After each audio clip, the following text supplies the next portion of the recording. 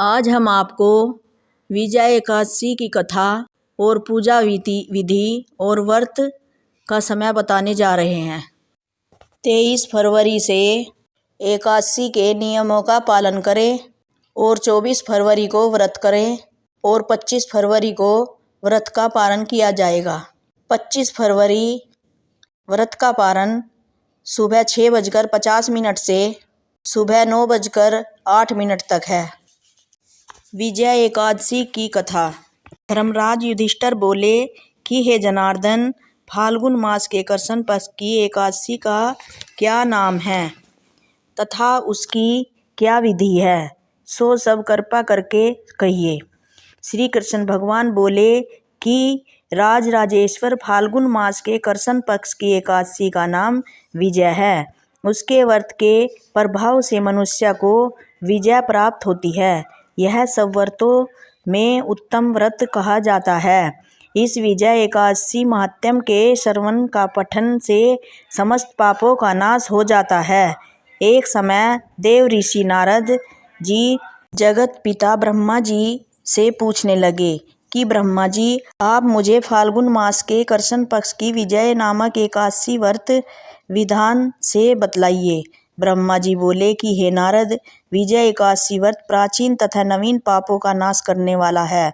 इस विजय एकादशी की यह विधि मैंने किसी को भी नहीं बताई है।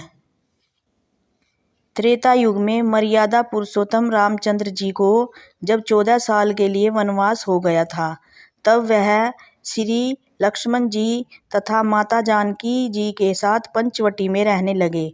उस जगह महापापी रावण श्री सीता जी को हर लिया।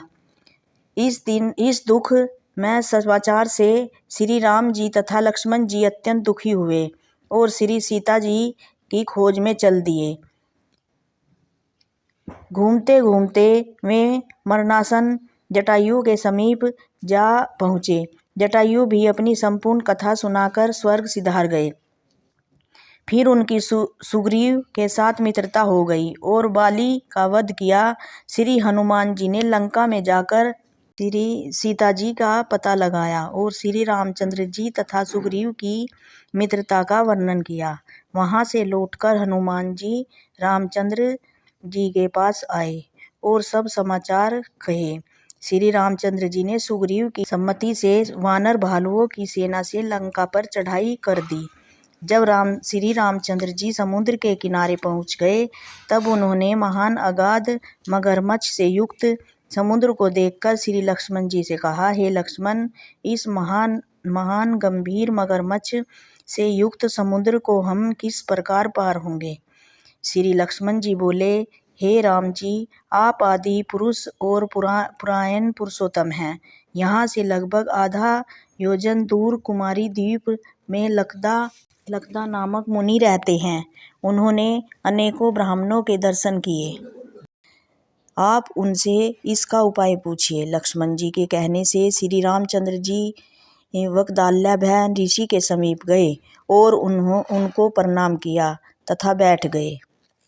मुनि ने भी उनको मनुष्य रूप पुरुषोत्तम समझा और उनसे पूछा, हे राम जी, आप कहाँ से पधारे हैं।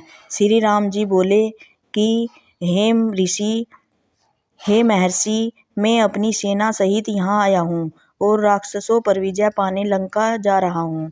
आप कृपया समुद्र पार करने का कोई उपाय बतलाइए, इसीलिए आपके पास उपस्थित हुआ हूँ। वकदाल्याभ्य ऋषि बोले, हे राम जी, मैं आपको एक उत्तम व्रत बतलाता हूँ। फाल्गुन मास के कृष्ण पक्ष की विजय एकादशी का व्रत करने की विधि यह है। दशमी के दिन स्वर्ण, रजत, ताम्र, मिट्टी आदि किसी पदार्थ का एक बड़ा घड़ा बनावें। उस घड़े को जल से भरकर तथा उस पर पंच पल्लव रखकर वेदिका पर स्थापित करें। उस घड़े के नीचे सतनजा और ऊपर जौ रखें। उस पर श्री नारायण भगवान की स्वर्ण प्रतिमा भी स्थापित करें।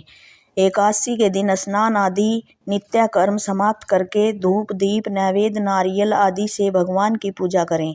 सारे दिन भक्ति सहित घड़े के सम्मुख व्यतीत करें और रात्रि को भी उसी तरह बैठे रहकर जागरण करें। द्वादशी के दिन या तालाब में स्नान आदि से निपट कर उस घड़े को ब्राह्मण को दे दें।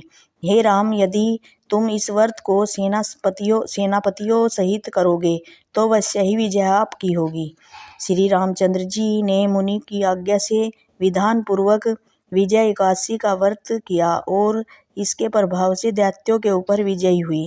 अतः हे राजन, जो मनुष्य इस व्रत को विधि पूर्वक करेगा उसे दोनों लोकों में विजय प्राप्त होगी।